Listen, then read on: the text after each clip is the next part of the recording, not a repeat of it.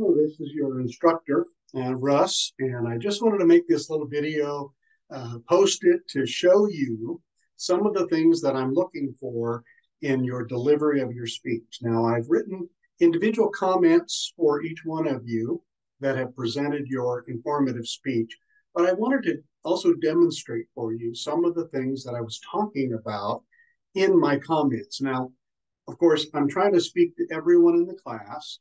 So not every comment that I make here is going to apply to you. Some of you actually did a very good job and did some great things. Others of you, though, need to have some improvement. So I'm going to go through this now, and hopefully you'll watch this video and learn from this. And then the next speech that you give, the beginning of next month, it'll be much improved over this last speech. The first thing that I want to mention to you is that before you actually begin speaking, make sure that you pause a moment to do a couple of things. First of all, you need to acknowledge your audience. Your audience should be in front of you, and you need to acknowledge them. Now, I'm part of the audience as well, so the camera is representing me when I'm not there live, but I will be there and watching you after you record and upload your speech. So just do something like this. You get the everything set up and ready to go. And first of all, notice how the camera is more level with my face and my eyes, but yet it shows me from the waist up. That's what I want to see. There's no windows behind me. There's no lights that are shining. And so it's a very good background. But let's say you have everything all set up, and this is what you do at the very beginning then. You stop.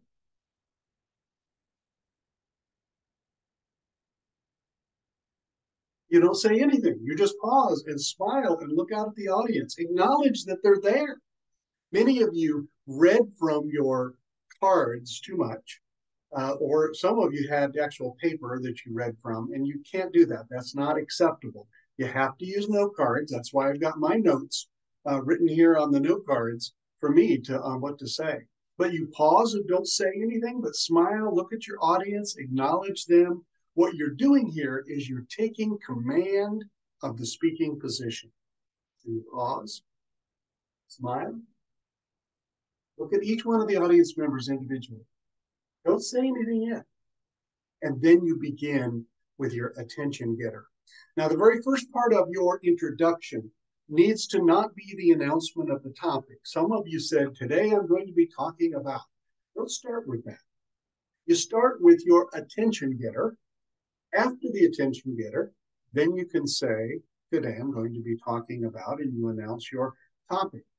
The next thing that you need to do is tell us what I call your speaker credentials.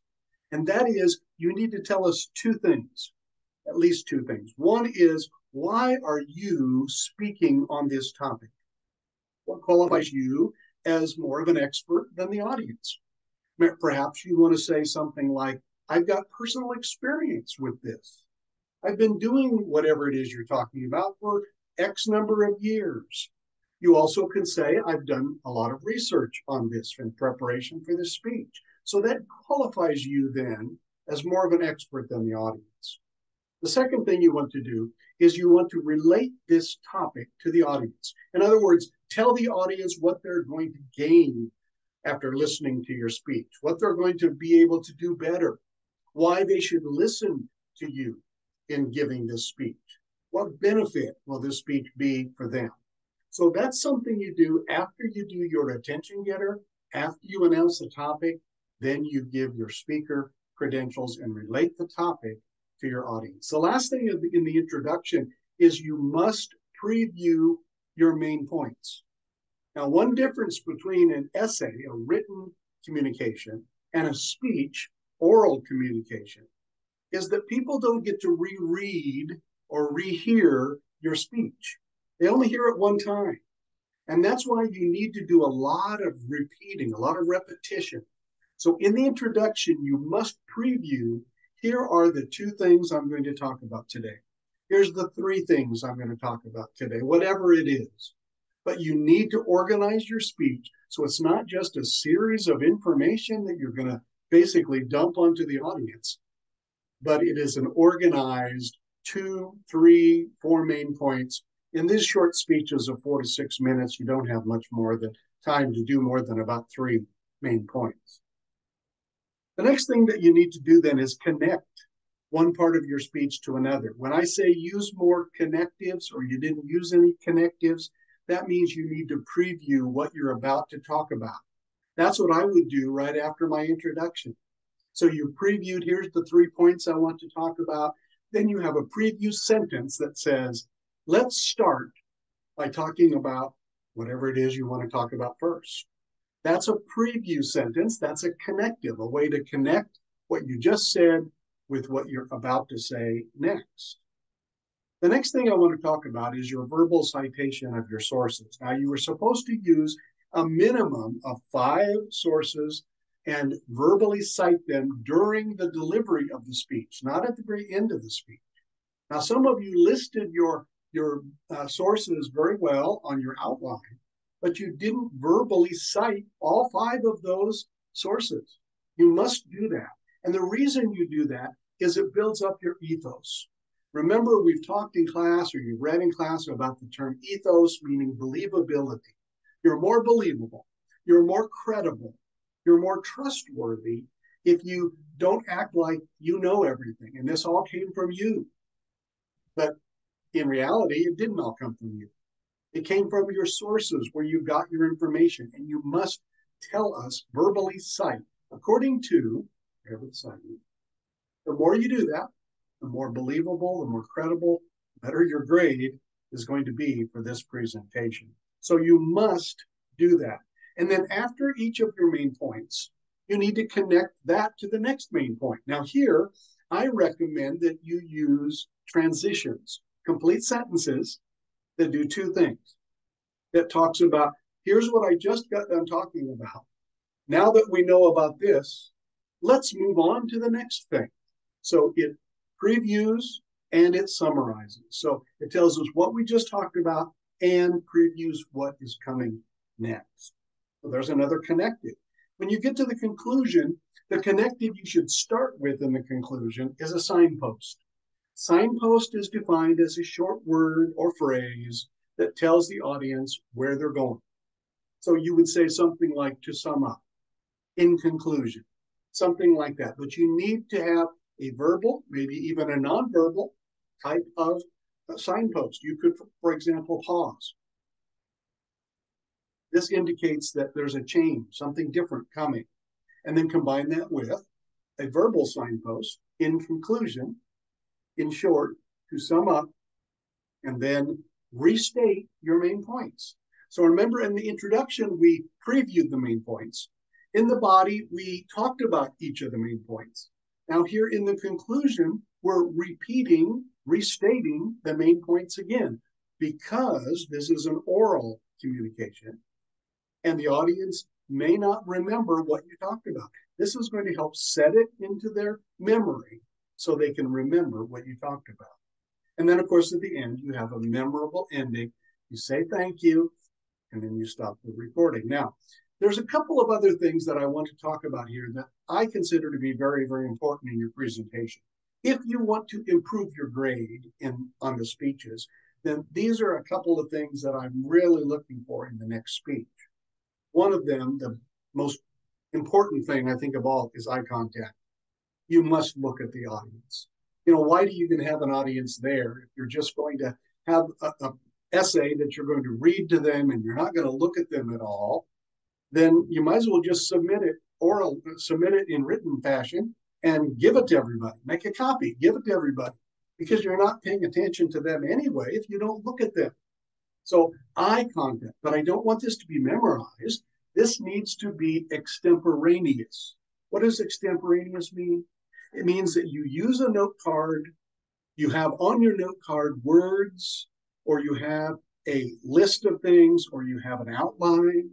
I'm going to show you mine. This is my card. You can see how few words I have on there. And I'm able to just look down and see what it is that I want to talk about. And then I look up and I talk about it. Now, times that you would want to read things off of your card is when you perhaps have a list of statistics that you can't remember the numbers and you want to get them exactly right. Or perhaps when you're quoting from someone and you want to get the quote exactly right, then you might need to read for those purposes. But otherwise, you should be looking 90% of the time at the camera, at your audience, looking at each of them individually. And that's something that's I want you to look up at the audience and look at them with good eye contact. And then the next level of eye contact is looking at each person individually for just about 5 seconds, moving to the next person, 5 seconds. Now, don't just go down the row like that. 5 seconds here, 5 seconds here, but make it random. Move around.